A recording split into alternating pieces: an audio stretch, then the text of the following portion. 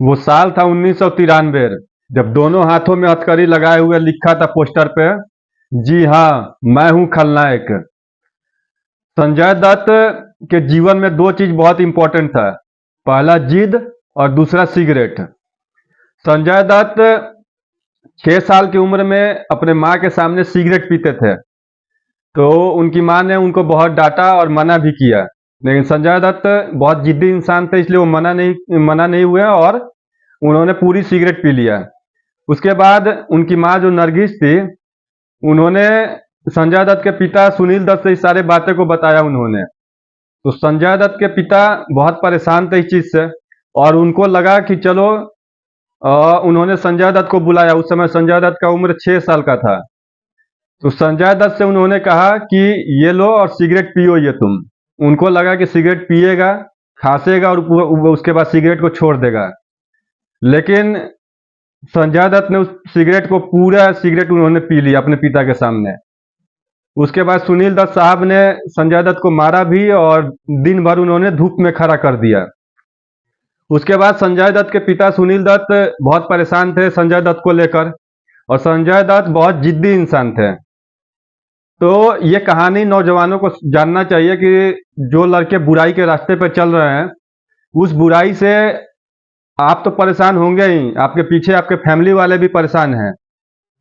तो इस कहानी को जरूर पूरा सुनना चाहिए नौजवान बच्चे को, खास करके जो गलत रास्ते पर चल रहे हैं और उनको ये अंदाजा नहीं लग रहा है कि वो बुराई उनके पीछे कितना कलंक छोड़ के जाएगा।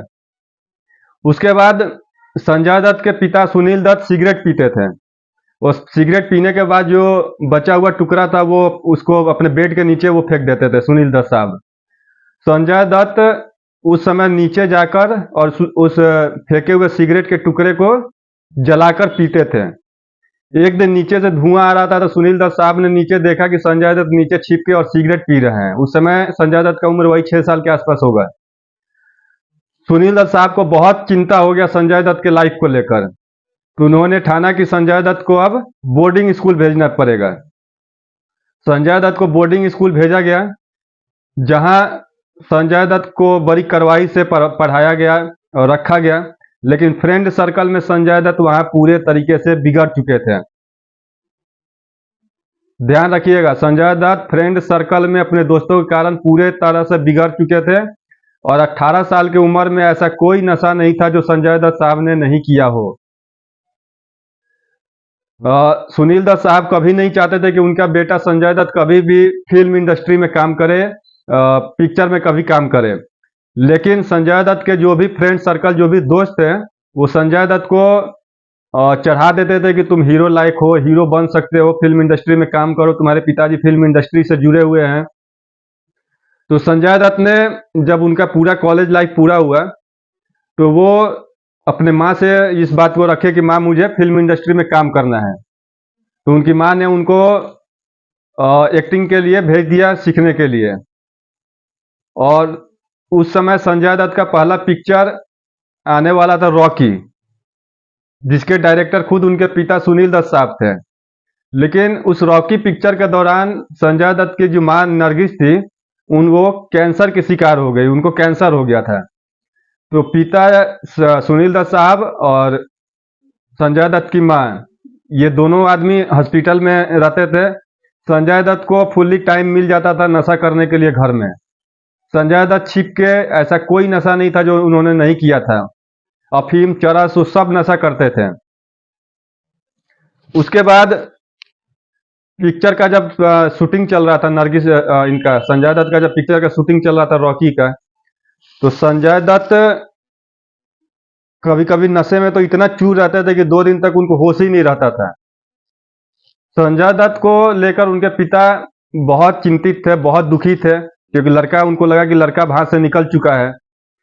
जब रॉकी पिक्चर का शूटिंग खत्म हो गया, तो उसके 3 दिन पहले उनकी माँ का देहांत हो गया। संजय दत्त की माँ का देहांत हो गया, जिससे संजय दत्त काफी टेंशन में थे, और टेंशन में रहने के दौरान उन्होंने नशा बहुत ज्यादा कर लिया उन्होंने। उसके बाद जब पिक्चर रिलीज हुआ, तो संजय दत्त के माँ के लिए एक आगे सीट छोड़ा गया उस हॉल में। तो संजय दत्त को बहुत लोग नायक के नाम से, कुछ लोग खलनायक के नाम से, कुछ लोग बाबा के नाम से, कुछ लोग संजू के नाम से लोग जानते हैं हमारे सुपरस्टार संजय दत्त के बारे में। संजय दत्त का छवि उस समय बैड बॉय का था। एक बार तो संजय दत्त अपने पिता के गले लगकर और रोने लगे कि पापा मुझे बचाओ, मुझे बचाया जाए। 1993 में जब आतिश पिक्चर का शूटिंग चल रहा था, उस समय संजय दत्त दुबई में थे। मुंबई पुलिस के द्वारा कॉल जाता है उनको मुंबई आने के लिए, क्योंकि जो मुंबई बम ब्लास्ट हुआ था उसमें संजय दत्त का भी नाम आ रहा था। तो संजय दत्त दुबई से मुंबई आए। क्राइम ब्रांच के अफसर लोगों ने उनको बैठाया अपने सामने। संजय दत्त ने कहा कि आप लोग मेरे पिताजी से ये सब बातें मत बताइएगा। तो जो क्राइम ब्रांच के जो सीनियर थे उन्होंने जोर से एक थप्पड़ मारा संजय दत्त को। संजय दत्त काफी डरे हुए थे। उन्होंने फिर कहा कि मेरे पिताजी को ये सब बातें मत बताइएगा। क्राइम ब्रांच के जो सीनियर अधिकारी थे उन्होंने कहा कि जितना तुमसे पूछा जाए उतना ही तुम जवाब दो, तुम्हारा क्या संबंध है उन अंडरवर्ल्ड के आतंकवादियों के साथ। संजय दत्त ने सबका नाम वहां पे बता दिया। संजय दत्त ने यह भी बताया कि उन्होंने जो AK-47 खरीदा था वो किससे खरीदा था, क्यों खरीदा था, सारा चीज संजय दत्त ने बता दिया वहां पे। संजय दत्त कभी जेल से बाहर, कभी जेल से बाहर, क्योंकि सुनील दत्त साहब का छवि बहुत अच्छा था राजनीति में भी, और उनका पहचान भी बहुत अच्छा था, एक अच्छे व्यक्ति भी थे वो। और संजय दत्त को काफी प्यार और दुलार मिलता था अपने माँ और पापा से, तो संजय दत्त बहुत आगे निकल चुके थे। और ये जानकारी, इसलिए ये कहानी हम बोल रहे हैं और जानना भी जरूरी है, क्योंकि आज नौजवान बच्चे जो गलत रास्ते पे चल रहे हैं उनको ये खबर नहीं पड़ रहा है कि वो अगर गलत रास्ते पे चल रहे हैं तो उसका नतीजा उनके फैमिली वाले को भोगना पड़ता है। ये ध्यान रखिए। तो अगर थोड़ा सा भी आपको समझ है तो रास्ता अपना बदलिए। बुरे रास्ते पर चलिएगा तो बुरा ही मिलेगा, आपको दाग ही मिलेगा, और आपके साथ साथ आपके पूरे फैमिली को मिलेगा। संजय दत्त को जब ये एहसास हुआ कि उनके कारण उनके पिताजी काफी दुखी रहते हैं, तो संजय दत्त को भेजा गया नशा मुक्ति केंद्र में, जहां संजय दत्त 6 महीना रहे वहां पे। वहां से आने के बाद संजय दत्त ने अपना बॉडी बनाया सबसे पहले, और उस समय धर्मेंद्र के बाद संजय दत्त का ही बॉडी था। संजय दत्त बॉडी से बहुत प्रचलित थे, और उसके बाद ये सलमान खान या उसके बाद जो लोग बनाए बॉडी देखकर, वो संजय दत्त से इंस्पायर होके और संजय दत्त को देखकर उन्होंने बॉडी बनाया।